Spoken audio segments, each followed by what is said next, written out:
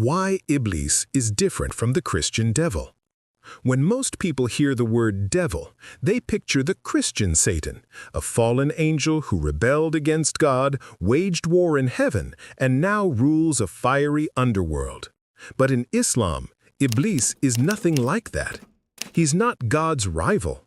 He's not a co-equal force of evil. Instead, he operates in the shadows, whispering doubts, stirring temptations, and pulling people off the straight path. His power doesn't come from fighting God, it comes from exploiting human weakness. This distinction is crucial. In Christianity, Satan often represents open rebellion against the divine. In Islam, Iblis is arrogance personified, the one who refused God's command to bow before Adam because he believed fire was nobler than clay. His defiance wasn't a cosmic revolution, it was a single act of pride. And rather than being cast into a separate kingdom, he was allowed to roam the earth until Judgment Day, deceiving mortals with his whispers. That's what makes Iblis unique. He doesn't compete with God, he tests humanity. His story isn't about power against heaven, but about pride, temptation, and the everyday struggle of faith. The meaning behind his names. In Islamic tradition, names carry meaning, and Iblis is no exception. His most common title is Shayateen, literally the adversary. It's the same root as the Hebrew Satan, meaning opponent or accuser. But the Quran also gives him the personal name Iblis, a word whose origins are debated. Some scholars connect it to the Greek diablos, the source of our English devil, and diabolical. Others suggest an Arabic root meaning to despair or to confuse. Either way, the name sets him apart from the ordinary shayateen or devils he commands. Another nickname you'll often hear is al-waswasa al-khannas, the lurking whisperer. This phrase appears in the Quran itself, capturing his signature tactic. He plants subtle thoughts, doubts, and sinful desires in the hearts of humans, then vanishes into hiding. The Arabic word for these whispers, waswasa, even sounds like a hiss. These titles remind us that Iblis's danger lies not in brute force, but in suggestion. He doesn't overpower humans with violence. He corrodes their thoughts, inflates their pride, and manipulates their choices, all through the power of names and whispers. The whisper trick. If there's one move Iblis is famous for, it's the whisper. The Quran describes him as one who whispers into the hearts of mankind, and Muslim tradition expands on this with countless stories of how he manipulates daily life. These whispers don't arrive with thunder. They slip in quietly, suggesting pride, envy, lust, or hatred. One hadith gives a striking example. A man overslept and missed the dawn prayer. The Prophet Muhammad explained that Satan urinated in his ears. This vivid metaphor shows that missing prayer isn't framed as mere laziness. It's seen as the effect of satanic interference. Another report describes Iblis jumbling a person's words during prayer so it doesn't count, or making them doubt whether they've already prayed. What's crucial here is that Iblis doesn't force sin. He creates confusion, distraction, and doubt, subtle psychological tricks that lead people to stumble. His battlefield isn't the heavens or the underworld, it's the human mind.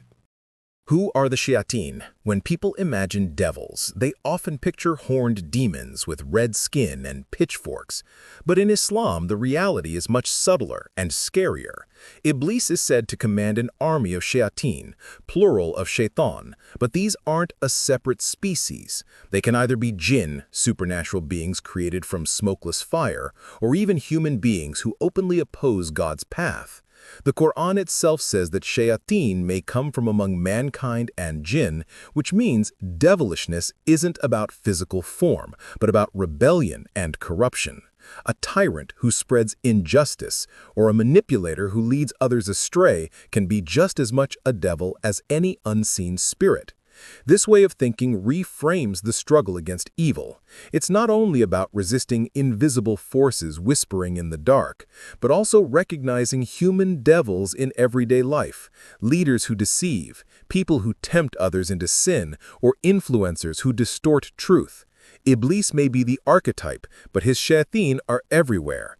That's why Muslims traditionally recite the ta'awudh, I seek refuge in God from the accursed devil, before prayer, reading Quran, or starting important tasks. It's a conscious act of resistance against both unseen whispers and visible corruption. Refusing to bow. The most famous moment in Iblis' story is also the simplest. God creates Adam from clay, breathes life into him, and commands the angels to bow. All obey except Iblis. He declared, I am better than him. You created me from fire, while you created him from clay. This pride sealed his fate. God expelled him, cursed him, and condemned him to eventual punishment. Yet, before leaving, Iblis asked for something unusual: time. He begged to be allowed to live until the day of resurrection. God agreed, and in that moment, Iblis declared his mission: to mislead humanity, to corrupt all but God's most faithful servants. The meaning here is profound. Unlike in Christian tradition, where Satan's rebellion is militarized and dramatic, the Quran portrays Iblis as prideful, stubborn, and ultimately short-sighted. His sin wasn't ambition to be like God, it was arrogance toward humanity. By refusing to bow, Iblis revealed that evil often begins not with great wars or violent acts, but with a single moment of prideful disobedience. Jewish and Christian parallel. A Coptic Christian text from 4th century Egypt describes the same scenario. God crowns Adam, the angels are told to bow, but Satan refuses out of pride. These parallels suggest the story of a proud being refusing to honor humanity was circulating in the Near East long before Islam emerged. If true, the word Iblis may be a linguistic bridge between Jewish, Christian, and Islamic understandings of evil. The Quran doesn't copy these stories wholesale. Instead, it reshapes them. By placing Iblis in dialogue with Adam, it makes his defiance not just about pride, but about the eternal struggle between human free will and divine command. Mystical reinterpretations of Iblis as a tragic lover of God. For most Muslims, Iblis is the archetype of arrogance and sin. But in Islamic mysticism, especially among early Sufis, some thinkers saw his story very differently. Take the famous mystic Al-Hallaj, who was executed in the 10th century for controversial teachings. He argued that Iblis wasn't proud at all, he was devoted. His refusal to bow before Adam wasn't arrogance, but loyalty. In his eyes, God alone was worthy of worship, and bowing to a created being would have been shirk, associating partners with God. This radical view painted Iblis not as the enemy of monotheism, but as its most extreme defender. He loved God so absolutely that he was willing to be cursed for eternity rather than bow to anyone else. Later mystics expanded this idea, suggesting that even Iblis's role as tempter is part of God's design, a way of testing believers and separating the faithful from the corrupt. Of course, these interpretations were never mainstream. They were condemned as heretical, and thinkers like Al-Hallaj paid the price. But they reveal the richness of Islamic thought. Even the devil story became a canvas for exploring love, loyalty, and the mystery of divine will. Folklore. Iblis as muse of poetry, music, and art. Beyond theology, Iblis also lives in Muslim folklore, not only as a tempter, but strangely as a patron of creativity. Early Arab poets sometimes invoked him directly. The famous poet Abu Nuwas, known for verses about wine and forbidden love, once called Iblis his uncle and poetic muse. In popular imagination, he was the one who whispered rebellious lines, encouraging poets to push boundaries and mock convention. Legends also tie Iblis to music. In the 1001 Nights, the legendary musician Ibrahim al-Mausili was said to have studied under Iblis himself, receiving otherworldly skill from the devil. This echoes older pre-Islamic beliefs that Jinn inspired poets and musicians, much like the Greek daimons who whispered ideas to artists. So while folklore cast Iblis as a mischievous muse, revelation had to be clearly separated from those whispers. Here, Iblis isn't just a corrupter, he's a reminder of art's dangerous, intoxicating power. The big theological lesson: free will, evil, and why God allows Iblis to exist. The most unsettling part of Iblis's story is that God lets him continue. After his defiance, Iblis asks to live until the day of resurrection so he can mislead humanity. God grants the request. Why? If God is all-powerful, why allow evil to exist at all? Islamic tradition answers with a hard truth. Evil is not beyond God's control. It exists by His permission. The Quran says God has appointed enemies for every prophet, both human and jinn, as a way of testing people. In other words, Iblis is not God's rival, but God's instrument. His whispers expose the proud, the greedy, and the corrupt, while those who resist his tricks prove their faith. This turns Iblis into more than just a villain. He embodies the tension between divine will and human choice. He reminds us that free will is only meaningful when temptation is real. His whispers are not excuses, but challenges. Every person decides whether to follow them or not. In the end, Iblis is both enemy and mirror. He is the voice of pride and rebellion within us, and the proof that faith requires resistance. Iblis's early righteousness and rank. Among the jinn who survived this divine purge was one being of exceptional devotion and discipline. Iblis, unlike most of his kind, was steadfast in worship, fully obedient to Allah, and sincere in his praise. His commitment elevated him above the rest of the jinn and earned him a place among the angels, even though he was not one of them. The angels are beings made of light, who act without free will. They serve purely as instruments of divine command. Iblis, however, possessed choice, the ability to obey or disobey, and his constant right choices distinguished him. Because of this, he was granted a high spiritual rank and was allowed to dwell among the angelic hosts, worshiping alongside them. In this state, Iblis embodied humility, piety, and loyalty. Yet within this privileged position lay the seed of his eventual fall, a test of pride that had not yet been revealed. Allah declares the creation of Adam. When the time came to begin a new chapter of creation, Allah announced to the angels his intention to form a new being. This being would be crafted from clay, an earthly material unlike the light of angels or the fire of jinn. In the Quran 2:30, Allah said to the angels, "Indeed, I will create upon the earth a successor, Khalifa." This declaration signaled the start of humanity's story. The term Khalifa implied stewardship, a creation entrusted with responsibility, reason, and moral choice. The angels listened as the plan unfolded, a creature shaped from the soil of the earth, endowed with intellect, emotion, and the ability to choose between obedience and sin. For the celestial beings, this was a moment of both wonder and confusion.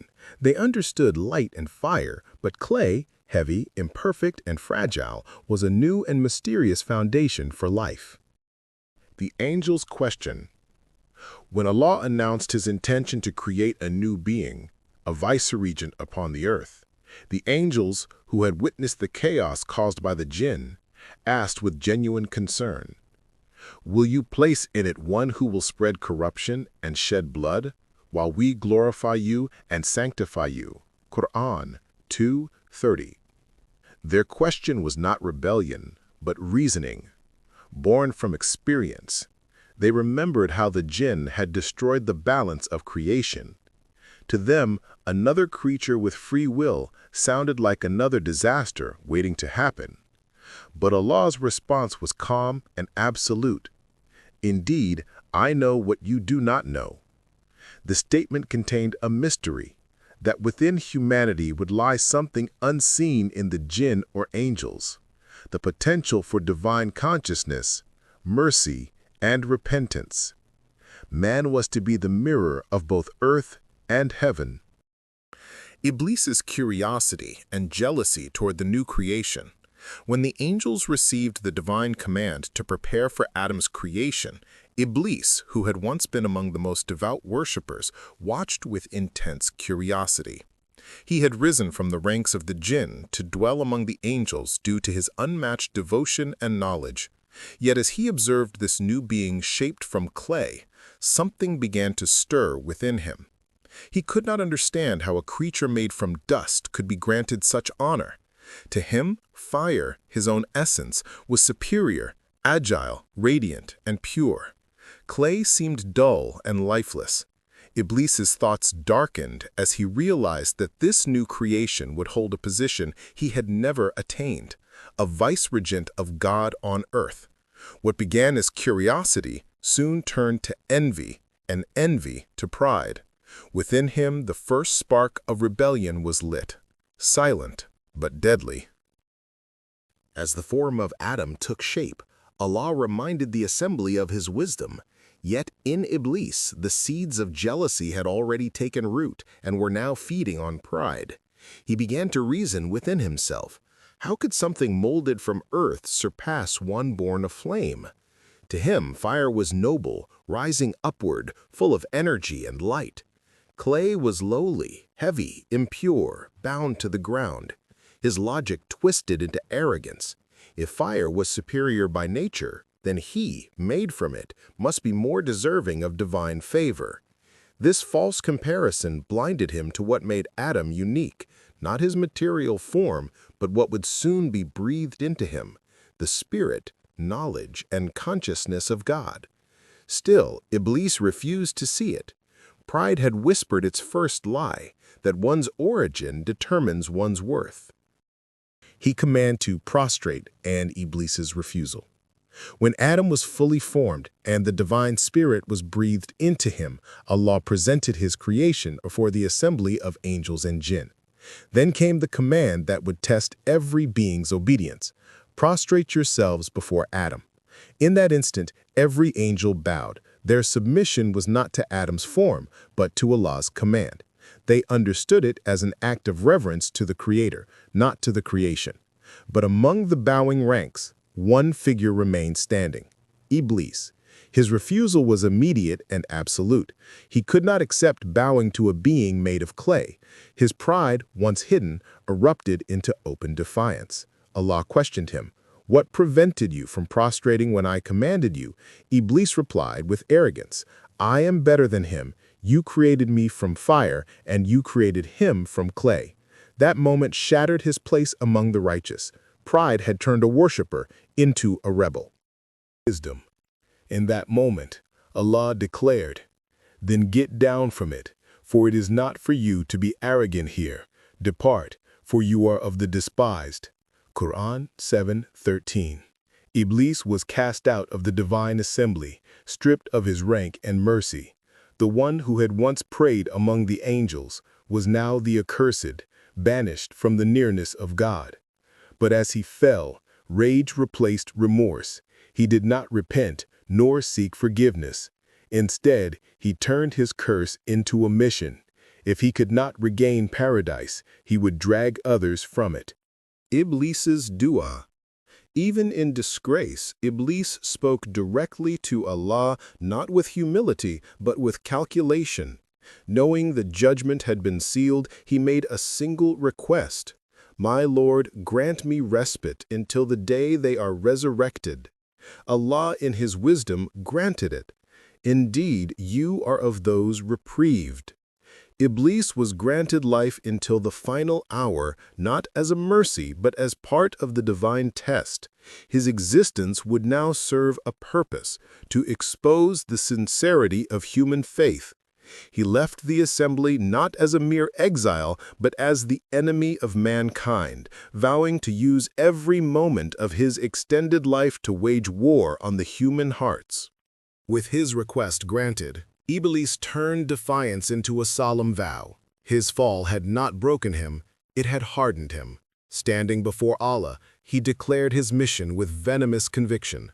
"Because you have put me in error, I will surely sit in wait for them on your straight path." Quran 7:16. He swore to attack humanity from every direction, from before them, from behind them, from their right and from their left, seeking to corrupt their thoughts, desires, and faith. His goal was not just to mislead, but to make man forget why he was created. This was not an impulsive curse, it was a calculated strategy. If he could not rule in heaven, he would rule through temptation on earth. Thus began the eternal war between the whisperer and the soul he envied, a war fought not with weapons, but with deception. Shaitan's voice and promises. Once cast down, Iblis turned his vengeance into method. The Quran describes how he vowed to use his voice, not a literal sound, but a symbol of influence. "And incite whoever you can among them with your voice, and assault them with your cavalry and infantry." Quran 17:64. His voice would echo through whispers, desires, and illusions. He would beautify sin, making what is forbidden appear harmless, even justified. Through suggestion, not force, he would lure hearts away from truth. Shaitan's promises became his greatest weapon. He promised freedom, yet led to slavery, pleasure, yet brought regret. He told humanity they would gain power, knowledge, and immortality, the same lies he would later use in Eden. But hidden beneath every promise was the same curse he carried himself, separation from the divine. Despite his oath to lead mankind astray, Iblis knew there was a boundary he could never cross. In his own admission, he confessed, "Accept your chosen servants among them." These are the hearts anchored in sincerity, those who remember God in both ease and hardship. Such souls cannot be bought with desire, nor frightened by loss. They fall, but they return. They sin, but they repent. Shaitan can whisper, but he cannot force. His power lies only in suggestion, and sincerity burns through his illusions like light through fog. Thus, even in rebellion, Iblis unknowingly confirmed the justice of his creator, that truth and deceit would forever coexist, but the faithful would always remain beyond his reach. Etymology, definition, and ontology. Jinn, singular jinni, derives from the Arabic root jnn, meaning to hide or to conceal. The name indicates beings that are hidden from ordinary human perception. In Islamic sources, jinn form a distinct created order, separate from humans and angels. Jinn are described as created from smokeless fire, which denotes a subtle, non-corporeal, energetic substance rather than biological flesh. This contrasts with humans created from clay, material terrestrial, and angels created from light, purely celestial. Jinn possess intellect and free will, enabling belief or disbelief, obedience or disobedience. They exhibit agency, comparable to humans. They form societies, establish kinship, and maintain political hierarchies. Their natural lifespan is long, often depicted as thousands of years, but they are finite and can die. Jinn are normally imperceptible, but can manifest in perceivable forms. Traditional reports describe shape-shifting into humans or animals, for example, snakes, dogs, or birds, and aerial and smoky manifestations, plumes, dust, or storms. Manifestation is volitional.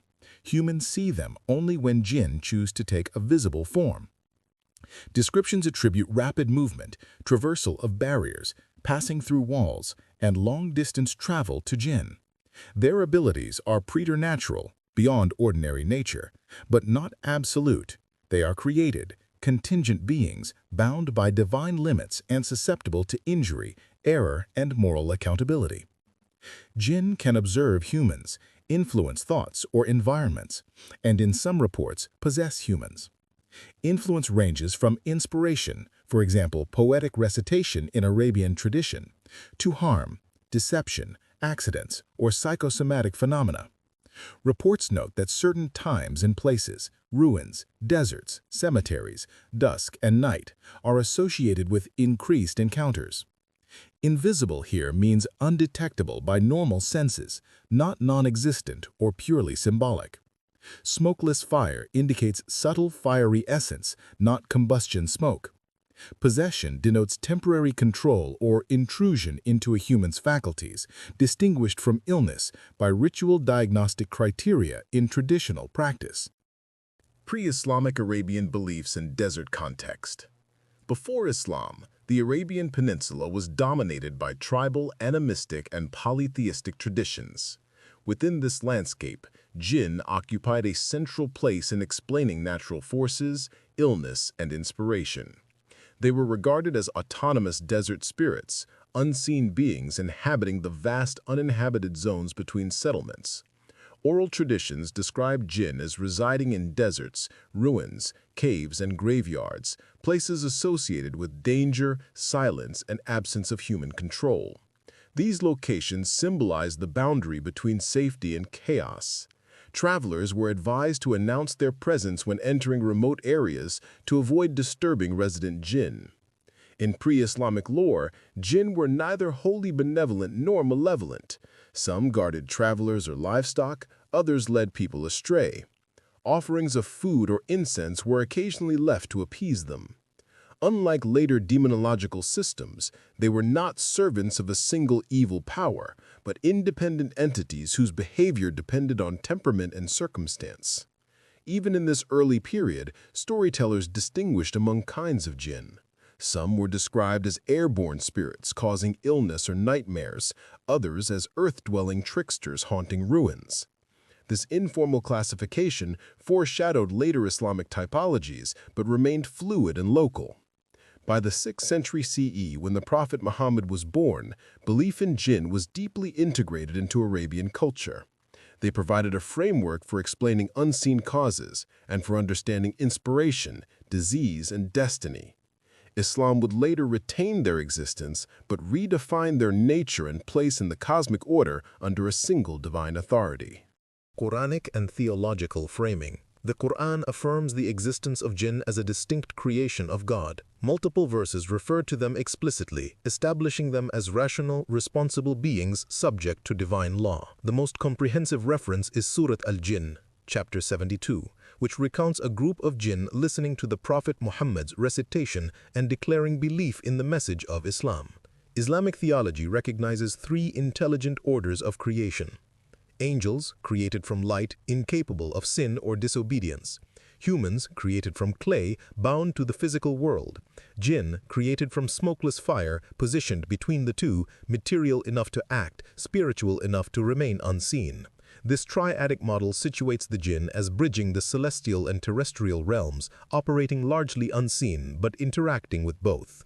Like humans, jinn possess aql, intellect, and ikhtiyar, free choice. They can believe or reject, obey or disobey. The Quran addresses them with the same moral imperatives as humans. Worship God, follow revelation, and prepare for judgment. Their actions are recorded, and they face resurrection and reckoning on the day of judgment. Islamic commentaries describe jinn societies mirroring human diversity. They form tribes, communities, and faith groups. Some are Muslim, others Christian, Jewish, or pagan. The Quran, 72 verse 11, quotes jinn themselves saying, "Among us are the righteous, and among us are otherwise. We follow diverse paths." This verse establishes them as a moral spectrum, not a single category of evil spirits. Classical exegetes locate the jinn's natural habitat in a barzakh, an intermediate domain between the visible world, alamul shahada, and the unseen, alamul ghaib. While their plane overlaps the human world spatially, its vibrational or energetic nature differs, explaining their invisibility. Certain liminal zones, twilight, crossroads, abandoned sites are described as points where these dimensions intersect. Although jinn can influence humans, they act only by divine permission. The Quran repeatedly stresses that neither jinn nor humans can transgress God's will. Attempts at mutual contact through magic or divination are condemned as forbidden sorcery, which reinforces monotheistic authority over all unseen forces. One narration describes the Prophet Muhammad being approached by a delegation of jinn from Nasibin, northern Arabia. They listened to him recite the Quran at night, accepted Islam, and pledged to teach their kin. This episode formalized the Prophet's role as messenger to both species, confirming that revelation extended beyond humanity. By incorporating jinn into monotheism, Islam neither denied nor abolished the old belief. It reclassified it under divine order. Jinn became a theological category, illustrating the vastness of God's creation and the shared moral responsibility of all intelligent beings. Iblis and the fall. The Quran presents Iblis as a jinn distinguished by his refusal to obey God's command to bow to Adam. Unlike angels, Iblis possessed free will, allowing disobedience. His act of refusal marked the first rebellion within creation. When ordered to acknowledge Adam's divine origin, Iblis claimed superiority, saying he was created from fire while Adam was formed from clay. This reasoning expressed pride based on substance, a sin of arrogance rather than disbelief itself. His defiance resulted in his expulsion from divine favor. After his fall, Iblis became the leader of the Shayateen, the evil faction among the jinn. Shaitan, plural Shayateen, denotes any jinn or force that seeks to mislead. Iblis thus functions as archetype and commander of corrupt jinn, directing them to whisper, tempt, or deceive humans. In Islamic theology, Iblis is not an angel and not an equal adversary to God. He is a created being with limited scope. His rebellion does not constitute a cosmic dualism, but serves as a moral lesson on arrogance, envy, and free choice. Iblis requested respite until the day of judgment, pledging to mislead humankind. The Quran records that this permission was granted as a test for human and jinn alike. His existence demonstrates the persistence of evil as a trial, not a rival force. Through Iblis, the Quran explains temptation as an external influence that exploits internal weakness. His power is persuasive, not coercive. He exemplifies how jinn can act within human moral struggle, reinforcing accountability rather than negating it. Taxonomy and types of jinn. The Arabic word jinn encompasses all beings created from smokeless fire. Within this category, sources, especially medieval Islamic folklore and scholarship, describe several distinct kinds based on temperament, power, and behavior.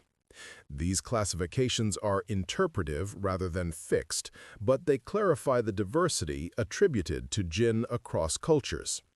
1. Jinn. The term jinn refers to the most general or primordial form of jinn. Early commentators used it to denote the original race from which all others descended.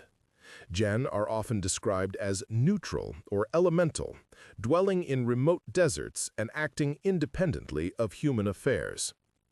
2. Jinn, specific tribes. Within folklore, jinn may also refer to specific tribes or clans. Some are peaceful, others hostile. They coexist unseen alongside human societies, mirroring human organization with their own rulers, families, and allegiances. 3. Shayateen.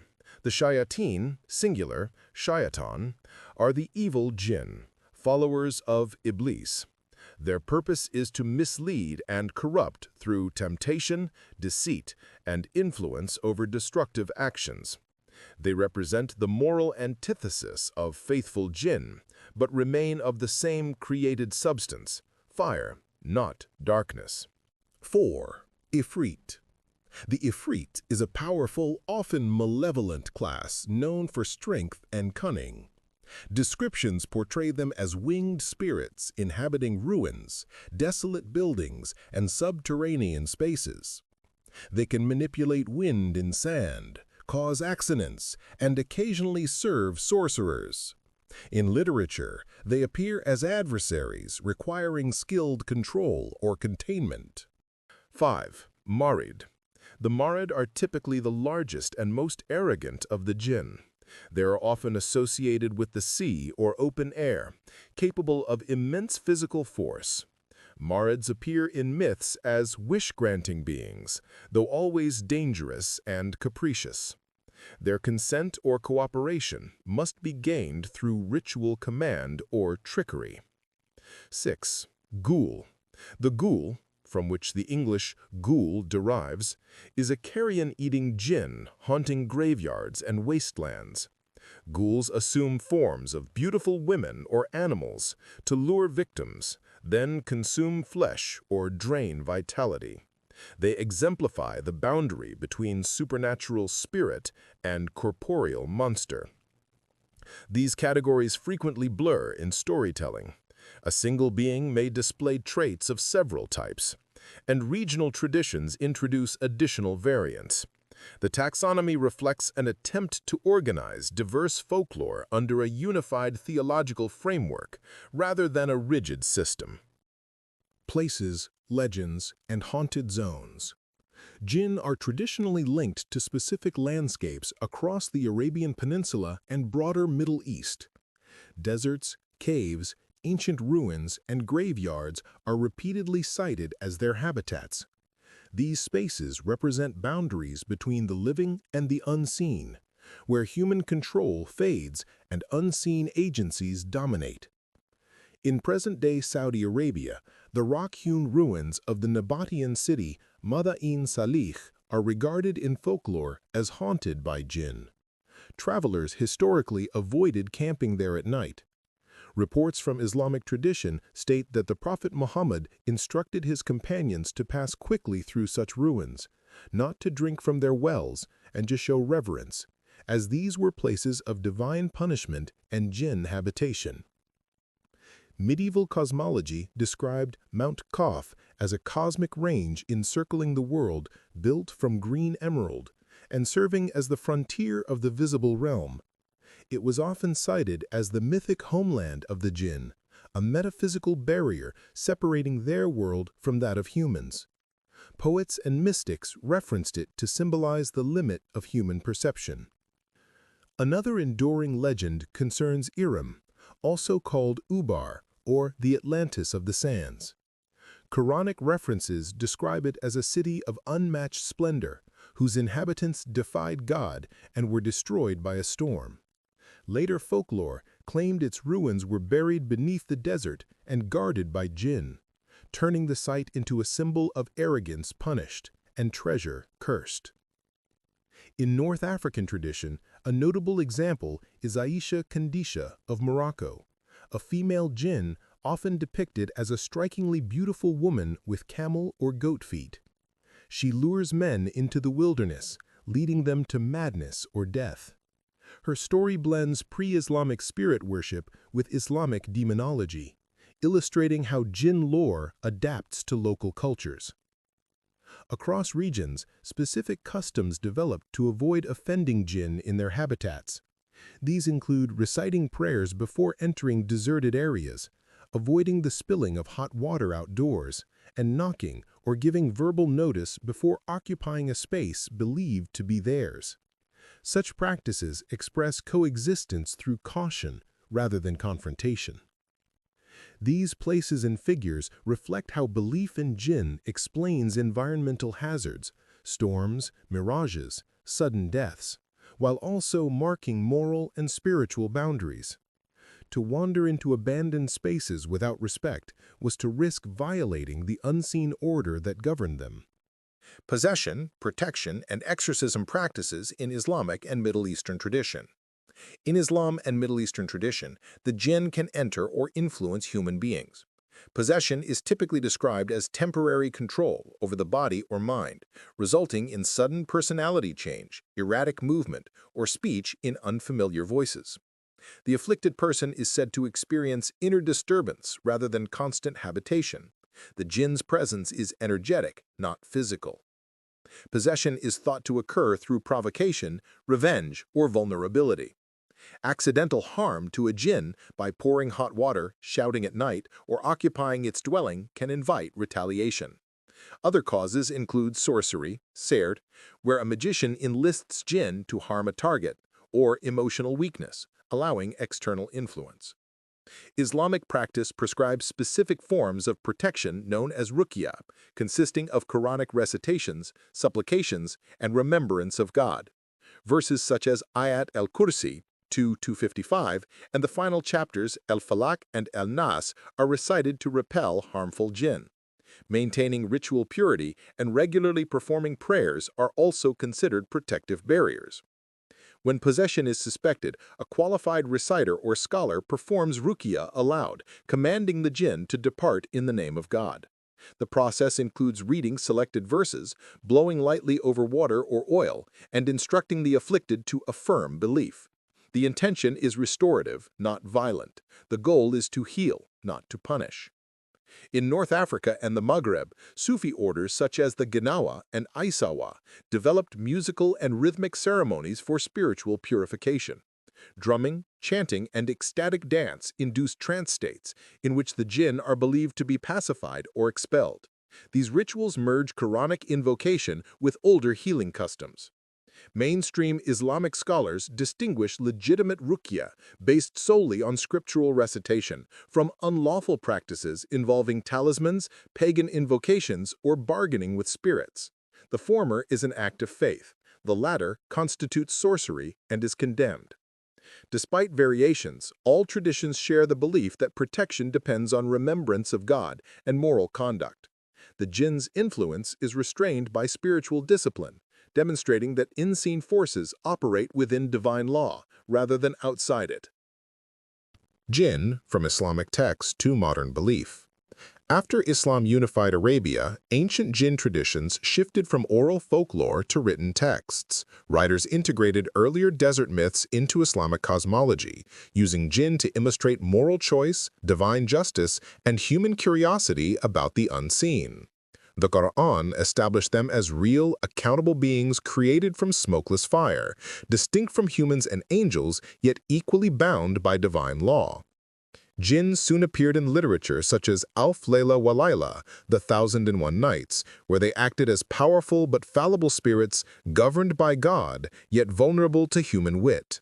Through translations, like Antoine Galland's 18th century French edition, these complex beings were transformed into genies, wish-granting servants detached from their theological roots.